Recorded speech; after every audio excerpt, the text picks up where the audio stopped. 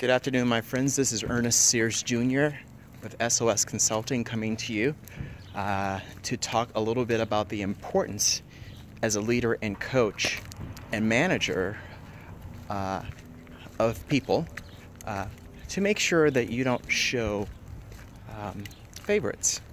I've seen many managers and coaches along the way lose the respect of their employees, lose the respect of their colleagues, lose the respect of those that have been following them because they fell in the trap of favoritism.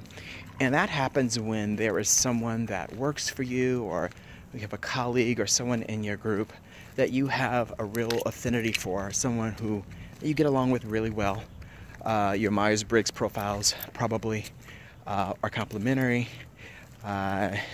Your DISC profile is probably complementary, and you just find it so fulfilling and so easy to get along and interact, interchange ideas.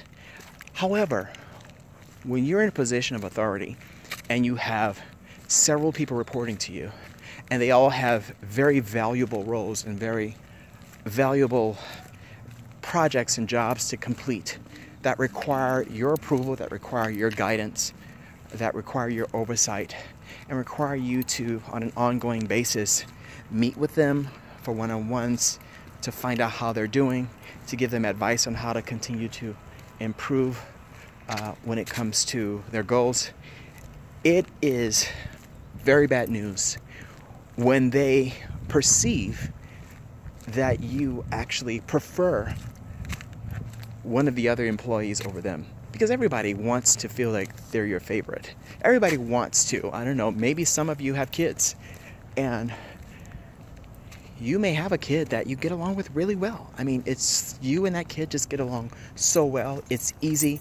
You don't have to work hard at it. And then you may have another kid that's a little bit more challenging, that forces you to grow, forces you to compromise, forces you to learn more things about yourself. And I'm here to tell you, I've certainly experienced that, where you cannot show favoritism, even though you may have more fun with one than the other, or it's easier to communicate and interact with one compared to the other. You still have to treat them both equally. And when I say equally, that means that you have to be available for them both an equal amount of time. One cannot perceive that you think more highly of them than the other. That's toxic. That's a toxic situation when you are over a group and you have authority and people are expecting you to lead them and do so in a way that is fair, with integrity, and in a way that is going to continue to help them to grow. It's especially toxic for a person to perceive that you are choosing others over them. It's equally toxic for you to choose to be perceived as choosing someone over someone else, or to be perceived as, perceived by a person that feels that, they're actually your favorite. Both of those situations are toxic. I'm going to repeat that because I think it was a little unclear. It's equally toxic for you to be perceived by someone as giving them favoritism or showing them favoritism, in comparison to someone else on your team that feels like you are certainly not selecting them as your favorite. Both of those situations are equally toxic and do not bode very well for your reputation, don't bode very well for your ability to manage, direct your team, coach them, guide them. Does not bode very well for your ability to instill trust and to be the example of leadership for them. So this one is a little short and sweet, but I think it may very well be one of the most important things. Make sure that you're asking yourself, am I treating all of my employees, am I treating everyone on my team with equal value? You can't treat them all the same because they are very different. Everybody's different.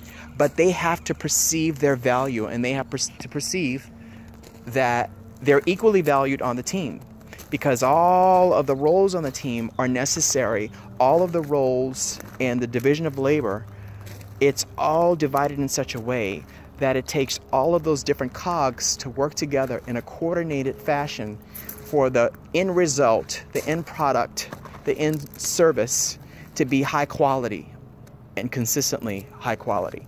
Everybody has to feel that they're valuable. So the idea is that favoritism is toxic because it causes you not to value or show the right amount of value to one of your team members compared to another.